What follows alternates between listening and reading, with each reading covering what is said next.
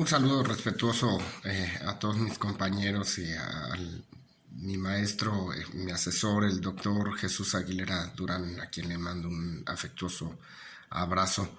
Mi nombre es Antonio Jorge Hernández Madrid, mi número de matrícula es la 190-16-791 de la materia Derechos Humanos en el ámbito internacional.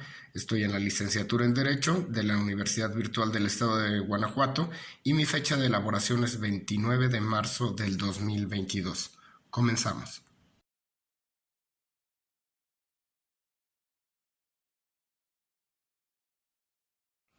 Ok, nos encontramos en el caso 1, el caso de Ana, en donde nos preguntan que consideras que existe responsabilidad por parte del Estado mexicano. Vamos a argumentar y fundamentar las respuestas.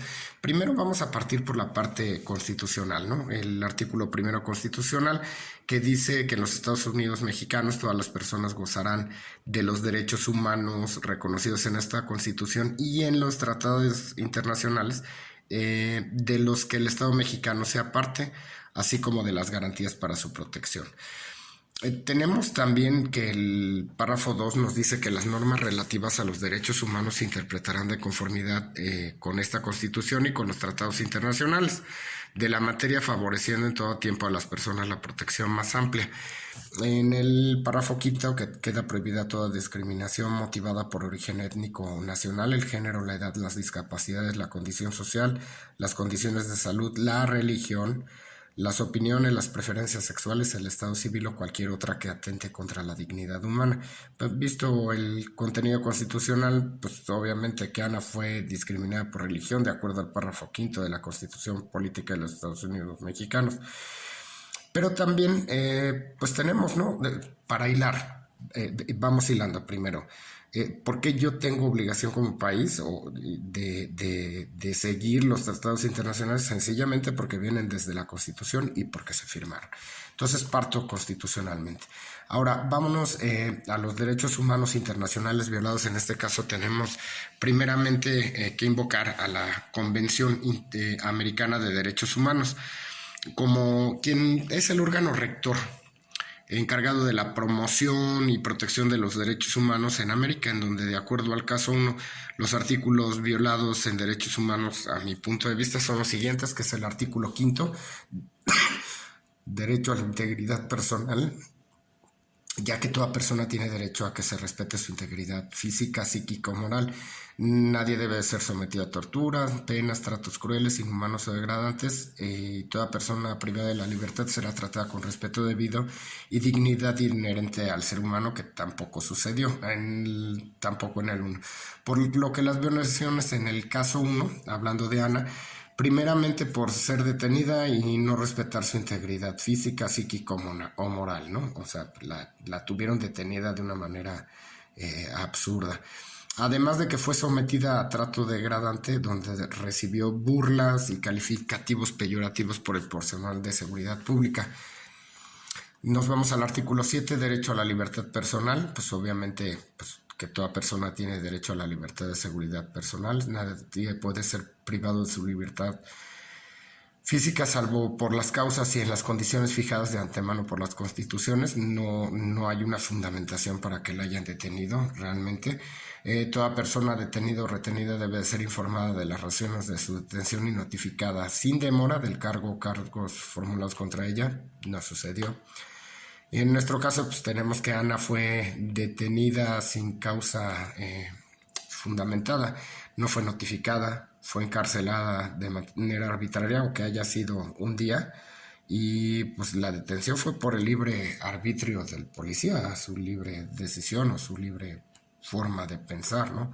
Entonces estamos violando el artículo 7. En el 8 de las garantías judiciales nos dice que toda persona tiene derecho a ser oída con las debidas garantías y dentro de un plazo razonable por un juez o tribunal competente, independiente e imparcial. Ok, aquí no fue oída y tampoco fue un plazo razonable porque fueron 2 años después. Y no fue oído por la autoridad, ya que la Fiscalía General del Estado, no dice qué Estado, así como la Comisión Estatal de Derechos Humanos, omitieron el inicio de cualquier procedimiento, por lo cual acudió Ana a la Justicia Federal, en donde resolvieron incompetencia para conocer del asunto. Entonces, totalmente violado el artículo 8 de garantías individuales, el artículo 12 que dice libertad de conciencia y de religión, pues que toda persona tiene derecho a la libertad de conciencia y de religión, que es la libertad de conservar su religión o sus creencias.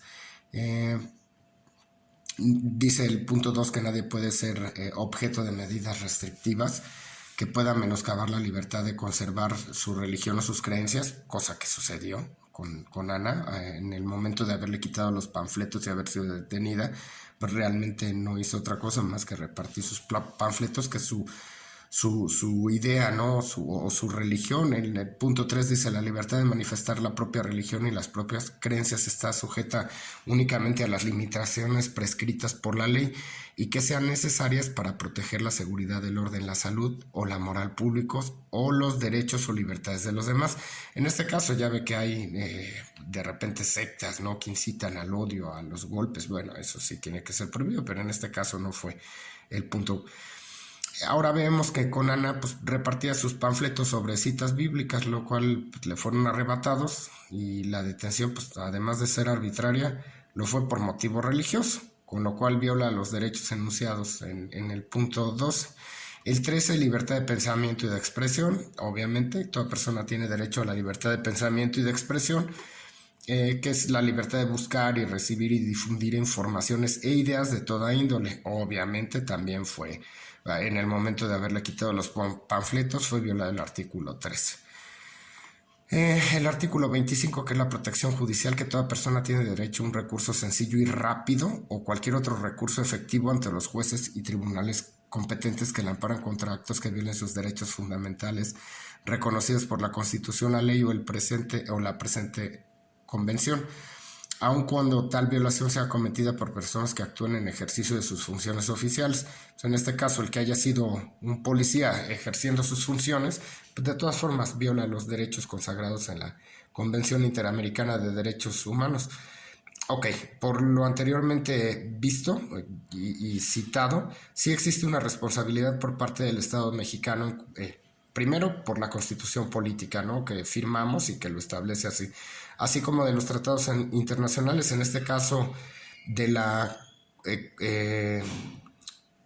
Corte Americana, de la Convención Americana de Derechos Humanos, por lo cual procede una demanda ante la Corte Interamericana de Derechos Humanos, ya que pues, por lo visto, citado y visto, en cuanto a los artículos, sí existe una responsabilidad y debe ser levantada una demanda ante la Corte Internacional de Derechos Humanos para que se pueda determinar, de acuerdo a las facultades de la misma, la responsabilidad en la que incurrió el Estado mexicano en contra de los derechos reconocidos por la Convención Americana de Derechos Humanos.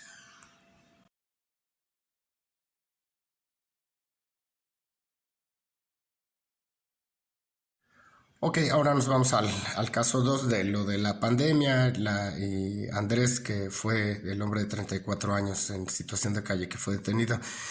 Dice: ¿consideras que existe responsabilidad por parte del Estado mexicano? Vamos a argumentar y fundamentar la respuesta, y sí existe responsabilidad, pero no en lo que respecta al confinamiento por el COVID-19. La fundamentación es la siguiente, ya que el artículo 11 de la Convención Americana de los Derechos Humanos habla de la protección de la honra y de la dignidad. Toda persona tiene derecho al respeto de su honra y al reconocimiento de su dignidad. Nadie, en el punto 2 dice que nadie puede ser objeto de injerencias arbitrarias o abusivas de su vida privada, en la de su familia, en su domicilio correspondiente, ni de ataques ilegales en su honra o reputación, y que toda persona tiene derecho a la protección de la ley contra estas injerencias o estos ataques. En este sentido, pues tenemos que el haberlo expuesto a Andrés en las redes sociales como el primer detenido, un sinvergüenza capaz de negar a su familia con tal de no pagar la multa, fue una injerencia arbitraria y abusiva en su vida privada, por lo que es una violación al artículo 11. Ahora nos vamos a la suspensión de garantías, interpretación y aplicación, el artículo 27 de la Convención Americana de los Derechos Humanos, que dice que en caso de guerra, de peligro público o de otra emergencia que amenace la independencia o seguridad del Estado parte, Este podrá adoptar disposiciones que en la medida y por el tiempo estrictamente limitados a las exigencias de la situación suspendan las obligaciones contraídas en virtud de esta convención. Bueno, eso es suspender derechos y garantías, nos está dando la posibilidad de hacerlo la Convención Americana de Derechos Humanos. Pero todo estado que hago parte del derecho de suspensión deberá informar inmediatamente a los demás estados partes en la presente convención. Yo no sé, honestamente, si en este caso que estamos viendo, el caso número 2, pues el estado haya informado de que iban a hacer esta suspensión de tal a tal hora y que iban a poner multas. Si no lo hizo así, está violando la convención. Esto por lo concerniente a tenemos también la Declaración Universal de Derechos Humanos en el artículo 22, que toda persona como miembro de la sociedad tiene derecho a la seguridad social y a obtener mediante el esfuerzo nacional y la cooperación internacional, habida cuenta de la organización y los recursos de cada estado, la satisfacción de los derechos económicos, sociales y culturales indispensables en su dignidad. En este caso no tiene casa Andrés, vive en situación de calle y pues tendría derecho a seguridad social y a que el Estado mexicano le dé satisfacción de los derechos económicos, sociales y culturales y al libre desarrollo de su personalidad. Es una utopía, ¿no? Nos vamos al 25, igual de la Declaración Universal de los Derechos Humanos, y tenemos que toda persona tiene derecho a un nivel de vida adecuado que le asegure, así como a su familia, la salud, el bienestar y el especial la alimentación, el vestido, la vivienda, la asistencia médica y los servicios sociales necesarios. Tiene asimismo derecho a los seguros en caso de desempleo, enfermedad, invalidez, viudez, vejez u otros casos de pérdida de sus medios de subsistencia por circunstancias independientes de su voluntad. Ok, dice que también es una obligación del Estado mexicano. Eso lo digo yo, que también es una obligación del Estado mexicano, ya que México firmó el Tratado Internacional. Si se obliga por medio de la Corte, pues Andrés, en la indemnización establecida en el artículo 10 de la Convención Interamericana de Derechos Humanos, tendrían que otorgarle lo establecido tanto en el artículo 22 como en el 25, que acabo de citar, dejando de ser utopía de papel y siendo la Corte Interamericana de Derechos Humanos quien resuelve y determine si el Estado mexicano incurrió en responsabilidad, ya que existen elementos. Obviamente, vamos al punto que sigue. Ok, como conclusión nada más tengo que el presente reto, si bien habla de responsabilidades del Estado mexicano, agradezco de corazón, doctor, el haber entendido que existen derechos, instancias, corte y diversos tratados internacionales que nos ayudarán en este camino de litigio en nuestra vida futura, teniendo pues más armas para poder defendernos y defender a nuestros clientes.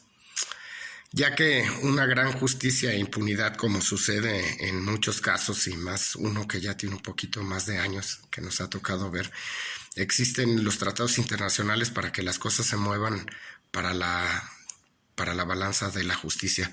Un abrazo, maestro, muchas gracias.